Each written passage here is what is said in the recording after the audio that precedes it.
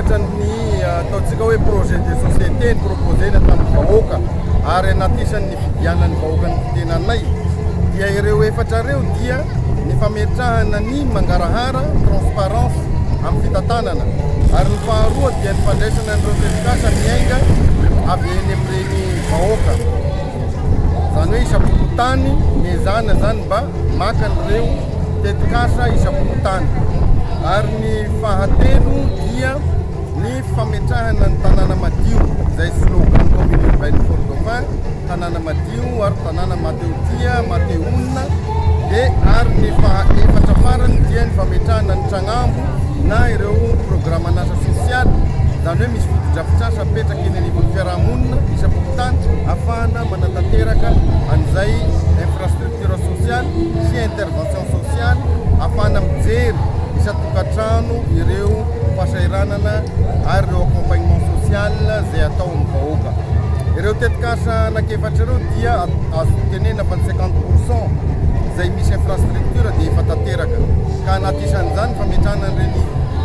dépotoir na site intermédiaire anaovana collecte na ordure reny zany dia efa petraka amin'izao fotoana zao ary iaraha mahita fa efa vita daholo ny fotodrafitrasa ireo zany dia hitezanany vahoaka hoe rehefa anatin'ny fotoana mazava ataontsika hoe manomboka eo amin'ny 9 maraina hatraty amin'ny 5 hariva dia mihidy tsisy manary fako eto amin'ny tanàna madio ny tanàna ary tsy misy fako tokony hita hiparitaka manomboka amin'ny 5 hariva atsika zay vao manokatra an'ireny gadena reny ahafahan'le vahoaka manary fako zay dia ezaka anankiray napetraky ny commune mba ahafahana mametraka tanàna madio tsy isy fako hita zany mandritra ny tontolonandro ary io tetikasa io dia miaraka amin'ny embellissement de la ville ary efa manomboka zany fanatsarana sy fanadiovana ary fametrahana jardin eto anivon'ny tanànan'ny Faradofay mba ho tanàna mateo tia ny faharoa efa tanteraka ihany koa dia fametrahana ny tragnambo zay fotodrafitrasa anaovana tetikasa sosialy iantofana ny fangalana an'ireo vahoaka ao anatin'ny fahantrana io zany ao anatin'ny tragnambo ao dia isatokantrano ary hoezana ny jery ireo fahasairanam-bahoaka isatokantrano dia hoezana koa ny anampy azy ireo amin'ny fahasairanana madinidinika mety miseho eo amin'ny fiainany zanak'olombelona anatin'izany ny resaka fahasalamana anatin'izany resaka fampianarana ary anatin'izany ihany koa zay tsika olombelona lanitra mety misy ny azo latsaka tampindoha zay ataontsika hoe mahasarotony atsika malagasy dia io no anatin'ny ataontsika hoe fanampina moetin'ny commune ahafahana manampy tokantrano tsirairay miatrika an'izany vohina izany ary farany dia farany moa ireo tetikasa isapokotany dia hoezaina ho tanterahina ihany koa amin'ny taona 2026 ity fa reo voalaza teo aloha dia efa tanteraka tamin'ny 2025 ao anatin'ny fanatanterahana ny fotodrafitrasa koa tsika makasika ny tsena isapokotany tsena korandava ary ny gara routière efa vita ny étude ary iarahantsika filoham-panjakana filohan'ny fanavozana fanatanterahana an'izany tetikasa goavana izany zany ny zava-misy eto Fort-Dauphin miezaka koa zay fa tsy nisy tomobile raha ihany ny camion nandeha tamin'izay tonga teo ary amin'izao fotoana zao efa 10 ny camion mandeha niezana ny velomina ary ahafahana manatanteraka ny fanadiovana reny manome fitaovana ihany koa zay ny mpiara-miasa ary manome motivation ahafahan'ireo mpiara-miasa ireo mba manatanteraka ny asany indrindra io ady amin'ny resaka fako azadiny fa misy 60 à 70 tonnes ny fako eto Fort-Dauphin isanandro tsy moramora maka an'izany 60 à 70 tonnes zany iaraha mahalala koa fa ny vahoaka eto dia mbola tezaina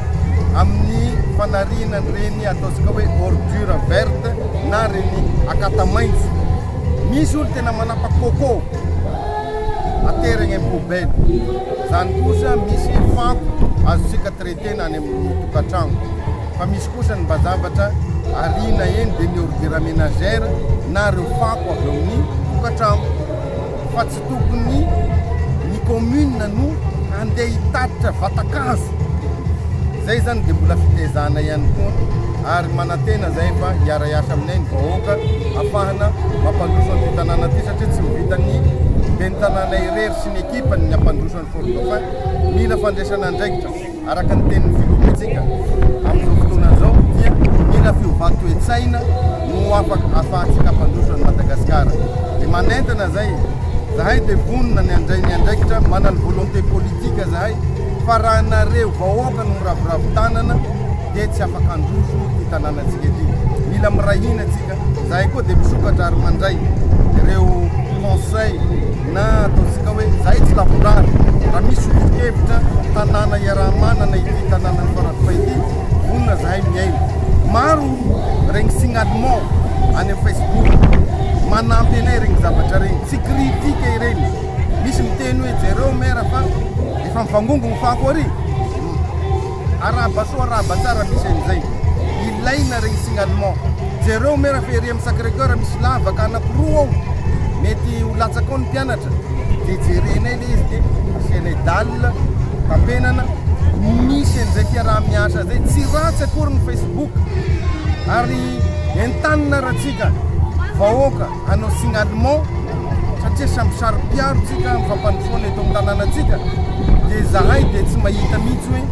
misy maharatsy an'izany Facebook zany fa ny maharatsy an'ny Facebook dia alako bika tsy tiako tare le fanompanompanana ary le tsy fitiavana fa raha resaka fampandrosoana dia raisinay an-tanandroa ny kritika fanatsarana ao anatin'ny Facebook. Tsy diso ry zareo nanoana ny candidat Andriandriamatroa satria 50% ny promesse zay nitenenina tamin'ny vahoaka dia efa tanteraka 1 an fotsiny mbola tsy ampy 5 taona atsika ho taona ray efa vita ny atrasaky ny programme dikan'izay manana 4 taona atsika anatanterana ny atrasany dia ny vitesse tsika mafy ary tsika dia ampandrosan'ny Fort Dauphin no tanjona atsika mampanantena zany zahay fa amin'ny manaraka dia mbola hisy ataontsika hoe tetikasa hafa ho foronona satria amin'ny 2026 teny dia vita ny programme anay.